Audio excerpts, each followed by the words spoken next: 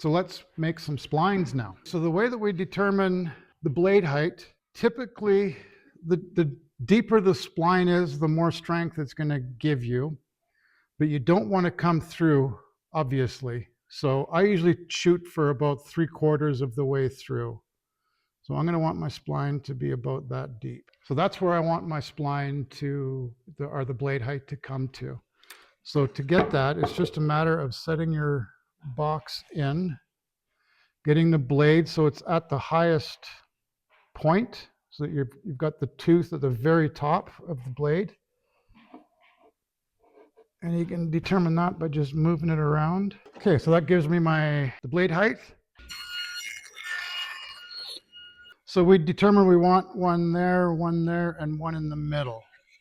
So I am just going to kind of eyeball it. So that means I want one at 2 centimeters is going to work. So I'm lining it up with the number 2 on this side. Start up the saw. I'll run it through. Then I will set it up with number 2 on this side. So that gives us 2 equally spaced splines from the top and bottom. Then to center it in the middle, it's just a matter of finding a happy balance. So there, I've got about 7.5 on this side and about 7.5 on this side. So I know that's going to get me my center. And we can start with the center one if you want. Let's do that since it's already there. Now, because I want these all at the same spot, I'm just going to make a little line on each side, so that I don't have to gauge 7.5, 7.5. I just put it on that line, and I know that they're going to be exactly the same. Push through and push down on this piece with your fingers, or if you're more comfortable, you can clamp this piece down. But I'm old and just do things old school. Okay, now number 2, and there. That gives us splines that are perfectly spaced and in the middle. Then it's just a matter of doing that on all sides. So I'll start with the center one again, and I'm just lining it up with my lines that I've got here. Number 2, number 2. There, it's that simple. So there you go, spline jig. Easy to make, out of scraps, doesn't take long at all, less than an hour. Could probably do it in half an hour, and it makes beautiful splines. The next step is we put the splines in, and the way I cut my splines, it's difficult cutting thin strips like this that are exact the whole length. It's quite difficult to do if you've ever tried it. So I've got a thin cut jig that I did a video for, and I will put the link to that one there. There's the link to my thin cut jig if you want to make another relatively simple jig for cutting really accurate, safe splines. Hey guys, I need to make a confession. I screwed up. I don't know how. Well, I do know how. I'm an idiot. But I deleted the video that had me installing these splines. So unfortunately, you're going to have to use your imagination a little bit. It's a pretty simple process.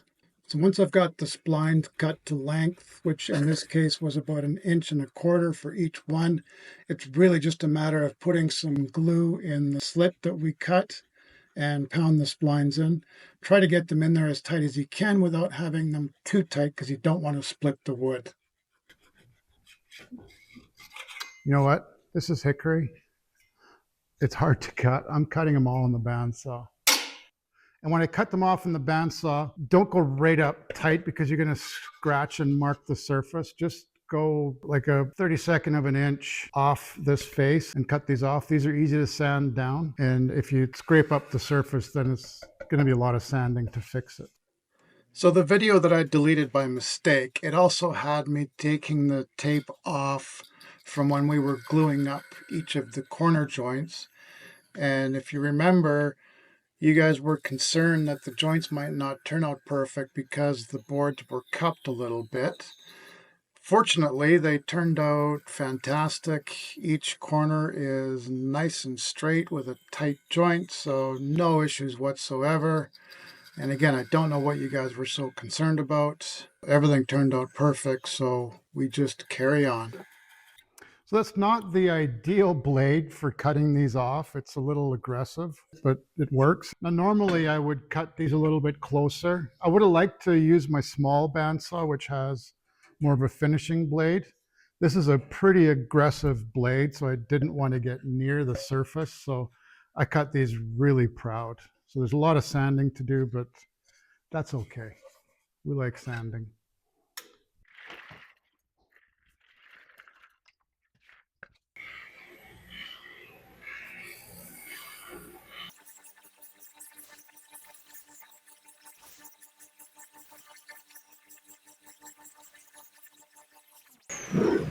So I didn't go too much on this. This is 100 grit sandpaper. And because we've got mitered corners here, I really don't want to over sand either surface because you're going to start to affect the perfect joint that we have in here. So I was really cautious to not over sanding with that. In fact, you can see I've still got my B marked on here with my pencil, so, and my C. So I didn't go very deep at all. And I'm actually going to finish this off by hand sanding it. So let's go and do that right now.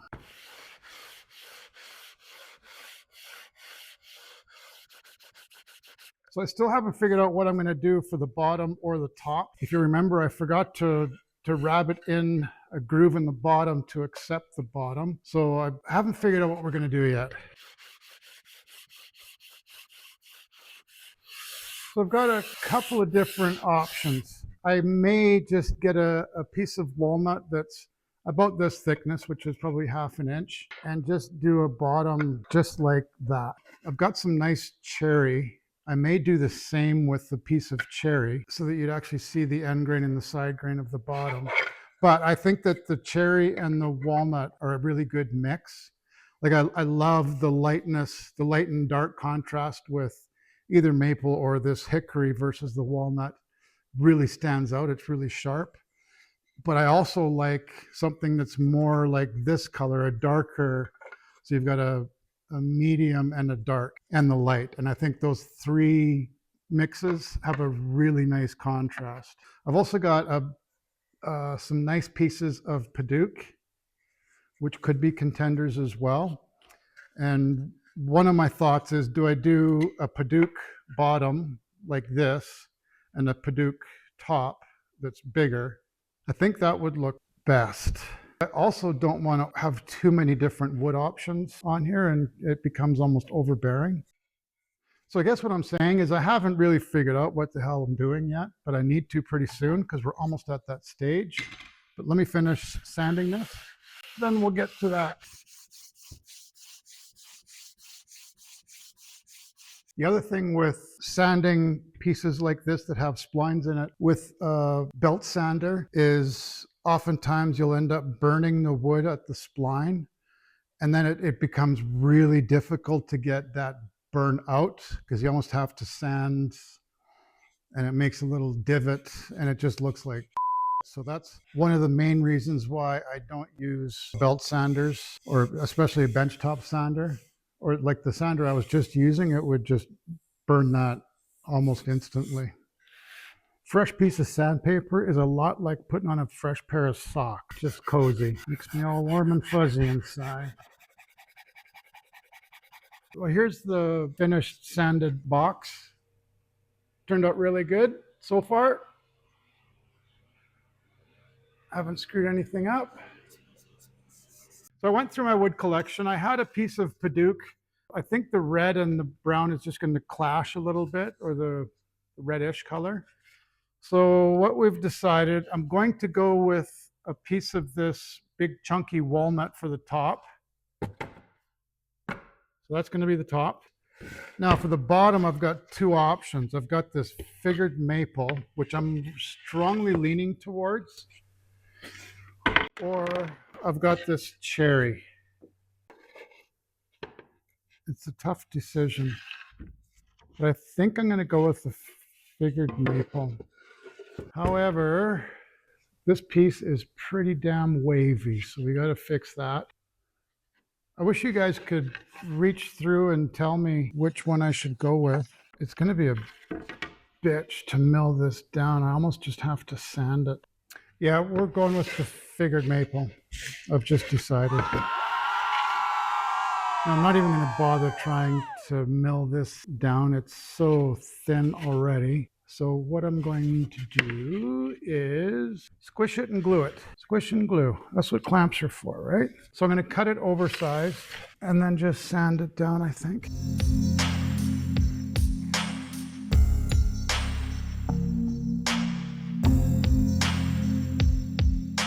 So I'm just going to cut this out on the table saw here.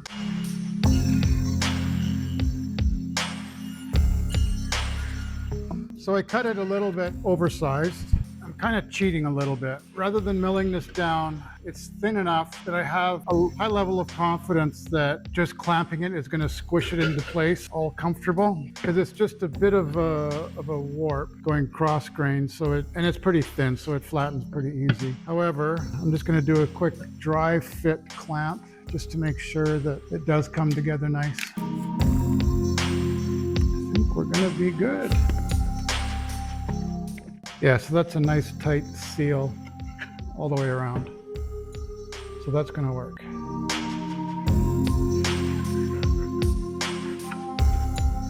So I'm just going to glue it and clamp it on just like this. And then I'm just going to plane down or sand down or something. Or I'll probably get my flush cut router and do it that way. Let's glue and clamp.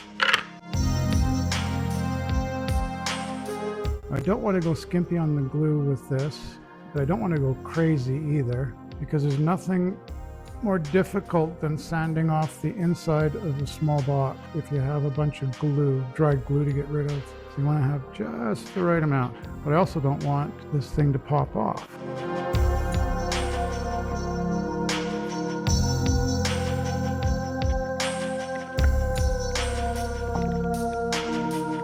I'm going to put lots of clamps on here because I want to make sure that I've got a really tight seal on it.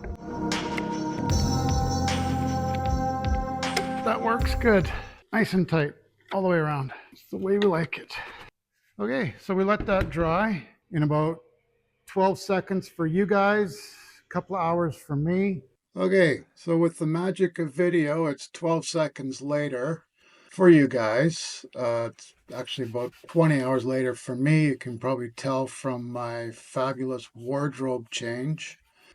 So I decided to use my big monster belt sander to get the bottom flush with the sides. The reason I did that is I'd initially thought about using a flush trim bit with my router, but I was concerned that I would get some tear out on the corners of our miter joints, which would have been disastrous and unrepairable. So I decided to just sand it flush using my belt sander. But unfortunately, in doing so, I got it a little bit closer than I wanted to and ended up with a couple of deep scratches in the sides. So here I'm just hand sanding those scratches out and just doing a final 220 grit sanding on all the sides and the bottom. Then we can finally get started on the top.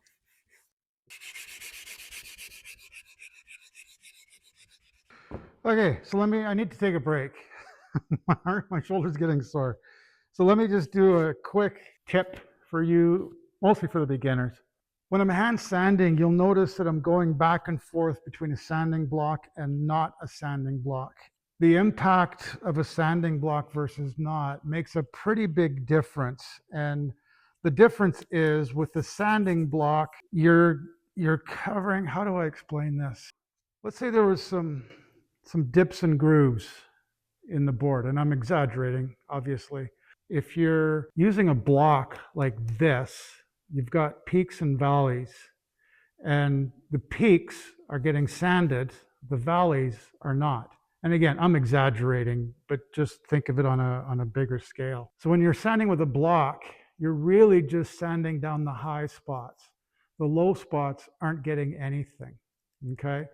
So the reason I'm going back and forth between the two is I don't want to over sand this because I've got the mitered corner here, and we've got a beautiful corner on all four corners. And if I were to sand too aggressively, it breaks that corner and the joint, you start to notice the joint. So you no longer have the joint right at the corner. It doesn't give you a nice crisp corner. And I've got some pretty aggressive sanding marks from my big belt sander over there. So I tried sanding that off with using a block so I get a nice consistent sand on the whole surface. But in order for me to get rid of these scratches, if I just use a block, I'd have to take off so much because I'd be removing wood from the whole surface, not just little areas. So if you're hand sanding, which is softer, you're getting in the valleys as well. You're not just getting the peak because you don't have that support, that hard support of the wood block. So you get down in the valleys as well. So that's why I'm going back and forth between block sanding and hand sanding, because I want that right balance of getting rid of the scratches, but not over sanding the whole surface. But I also don't want to sand in grooves either, because if you're not using a sanding block, if you focus too much on one area, you're going to make a groove there. Whereas with the sanding block, not so much because it covers a broader area. Make sense? So another way to look at it, without using a sanding block, you can be more specific and detailed in the areas that you remove. You can be quicker. You can remove specific areas quicker without a sanding block because you don't have to remove the whole surface to get down. You can just remove that little spot. But if you do that too much, then that little spot becomes bigger. Then you've got a divot that becomes noticeable. And the reason I remember that, when I was in high school, many years ago, anytime we used to sand without a block, our teacher or instructor used to call that cheating. And he didn't like cheaters. So I'm kind of cheating a little bit, but there's a reason that I'm doing it. And not everyone might agree with me either. I'm not the wizard of carpentry. This is just from my experience and from the things I've learned over the years. And please feel free to put some comments in there if you've got your own experiences that might be a little bit different or better suggestions or ideas. I always love to hear feedback, good or bad. Bad ones I just ignore anyway. Just kidding. Okay, I think we're good. I'm just going to go give the bottom a quick sand. I'm not taking you guys with me, I apologize, but it's just going to take me a second. It would take me longer to get you guys over there than it would for me to sand it. So hang tight, use your imagination what it looks like. Go give it a quick blow job and then I'll show you guys what it looks like up close.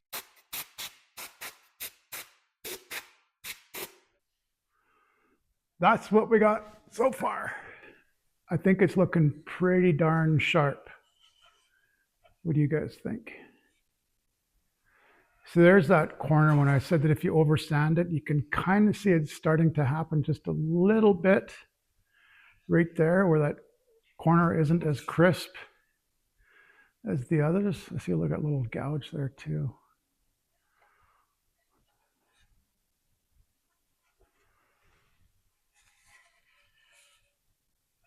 And I think the contrast, that maple bottom, I think is going to look really sharp.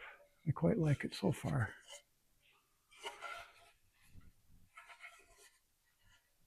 Okay, we definitely need to do some cleanup here. Get rid of all this bloody sawdust.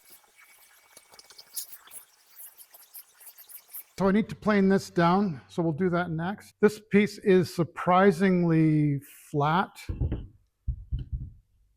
Doesn't wiggle at all, so I don't need to glue it to a piece of particle board and worry about shimming any of the corners. So I can just run it straight through the thickness planer like as it is. And that makes me happy. And that's important. So let's do that.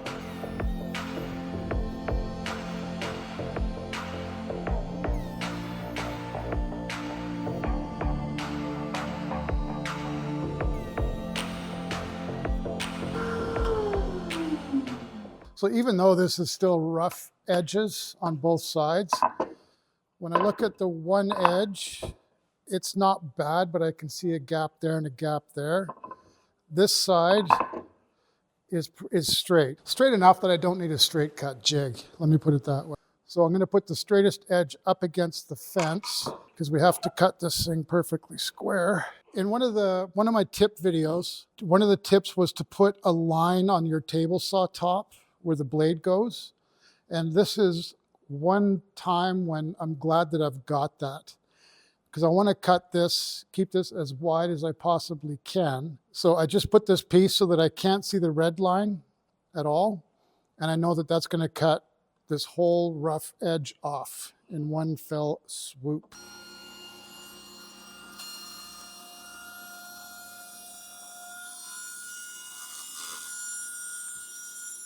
And that sometimes happens. You'll get a piece stuck in there if you're cutting thin strips. That's one of the benefits of having a zero clearance insert. Now this zero clearance is probably about not a 0, it's about a 3 clearance because it's getting old and just dinged up. But if that ever happens to you while you're cutting, just ignore it. Pretend it didn't even happen. It's not going to do anything. It's not going to come flying back at you.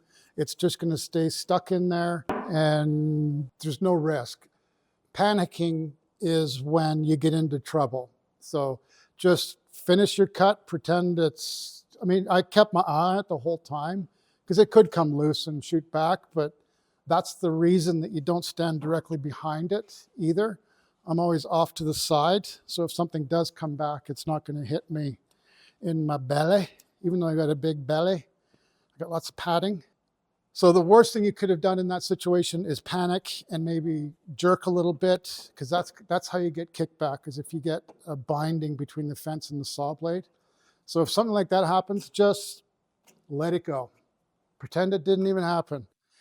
So I've still got a little bit of roughness here to cut off this end. But since I know I've got a straight cut, I'm now going to flip the fence to this side because this is now my straightest edge, even though it's got a little bit of roughness there. So I'm going to now do a cut on this side, and then I'll flip it around and go back and cut that side off. So it's all a process of getting it as straight as you possibly can with the least amount of cuts. And same thing, I'm just covering my red line there. Unfortunately, I can't see this far back, so that's why I should have had it moved over a little bit, but you can see how nice and tight it is right here. So we're at 6 exactly, which is weird because that's what we designed it to be. And I got 7 here, so I got an inch to play with. Yeah, don't even go there. Got an inch to play with. Nope, not touching. I've got 2 sides that are parallel, so now I just need to get the 2 ends parallel, but I really only care with one end because I'm only using 9 inches of this. So I'm going to be left with this scrap piece that I'll use on something else one day. So I'm just going to cut the end that I'm using. I'm not using this end because it's all shitty. So I'm using this 9 inches. And same thing here, I'm using, you guys can't see it, but I'm using this red line again to make sure that I cut all of it, but not too much, because I'm cheap and I don't like wasting wood, especially walnut. So I should be just shaving off this corner back here. So when I was cutting this end piece off, I don't know if you heard, but the blade, it sounded like it almost skipped a beat. But you can see this line there, and I can feel a bit of a lip there. So that tells me one of 2 things happened. Either I moved this while I was cutting it, which I didn't, unfortunately. So it tells me that my blade is not perfectly square with my table. And on this table saw, that's a real pain in the ass to fix.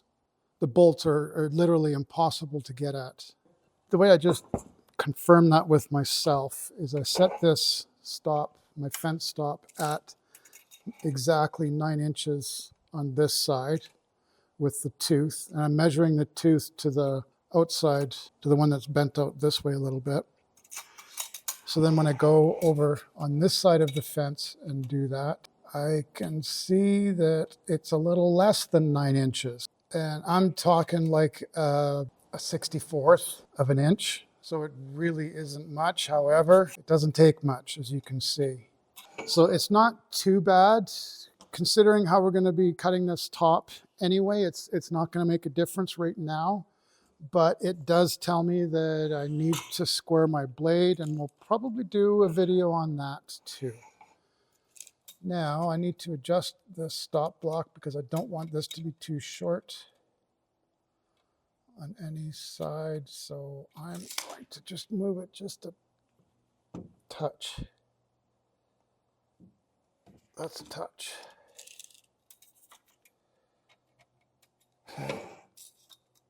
Okay, now let's see if it does it again. And if it does it again, then that'll just confirm that it's definitely my blade. So listen to it. It should be a smooth, uninterrupted sounding cut. Like once it starts cutting, that pitch shouldn't change at all through the whole cut. If it does a ring, I feel like I'm at the mechanics trying to describe a sound my car is making. If it does a little, that means that something is not aligned. So let's see if it does the or just the, we want the, not the, you know what I mean. Okay, okay, listen. See that?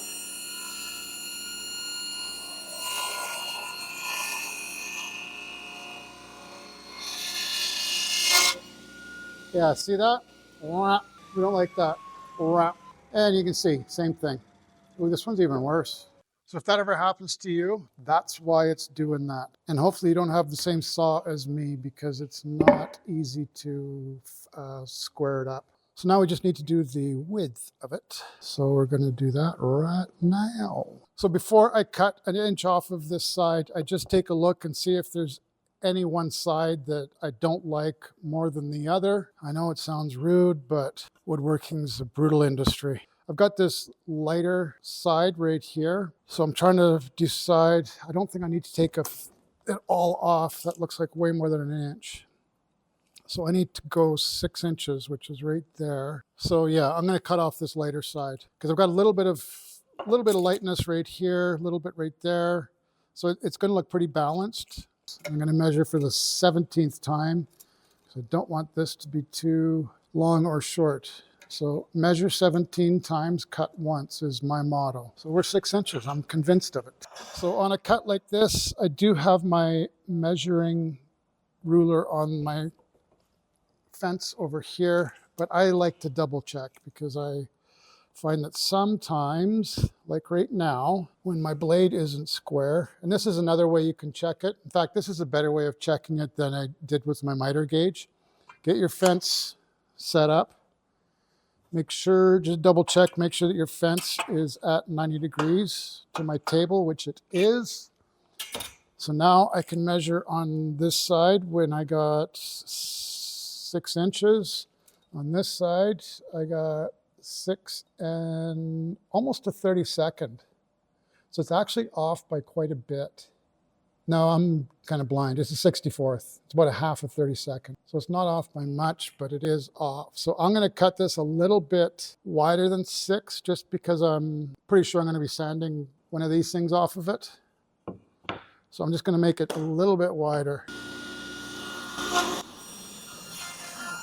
Yeah, you can see right at the beginning it is where it did its, all right, that really sucks. Okay, so now we've got our top cut to the perfect size. Now I get to show you one of my other jigs. Hang on, don't go anywhere. The hell is that, you're thinking, right? So this was actually, it was a little monitor. Like imagine the size of an iPad, maybe a bit bigger. And this was the face of the iPad. And it had this thing up here so you could adjust the angle of it. And it's very well built. It's precise. So what I turned it into is an angle cutter. There's a little release thing here so I can change the angles on it.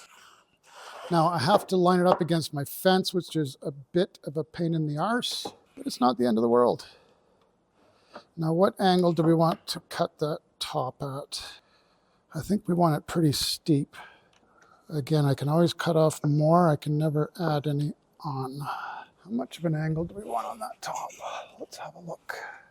So I want it to kind of go something like that. That's what I'm thinking, an angle like that.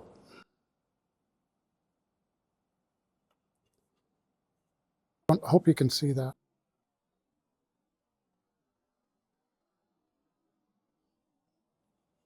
So to get that angle, I just need that now to be straight up and down 90 degrees. And because this isn't exact, it really doesn't matter if I'm off by a couple of degrees here or there. I'm just eyeballing it. Now, this is probably my most difficult jig to use, which is why I'm clamping the piece in place. Because the less things I need to hold on and look at with this jig, the better. Okay, that looks pretty good. All right, so let's give this a go.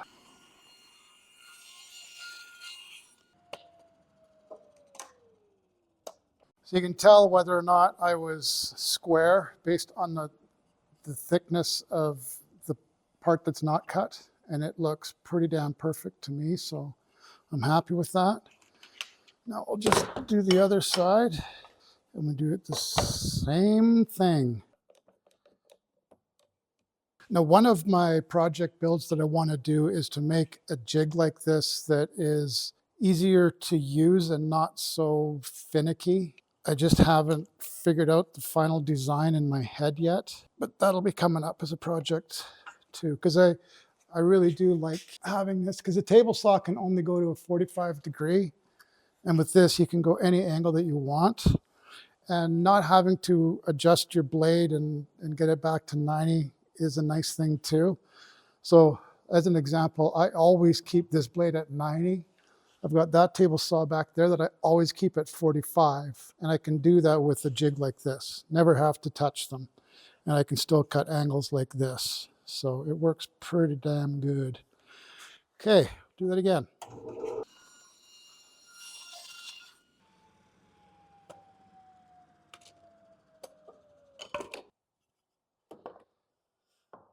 And these two pieces should be the exact same size, which they are. So that's another way of telling me that I've got everything perfectly square. 2 sides to go. Okay, that's going to work.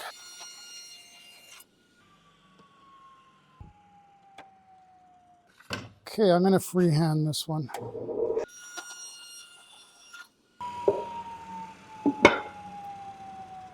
What I am pretty sure I'm going to do, I'm going to round everything over so it looks like a rounded over top. I had another box where I did that, and it was walnut, and the grain on the walnut, you can kind of see around the end grain, when it meets with this cross grain, it just, I think it looks kind of funky.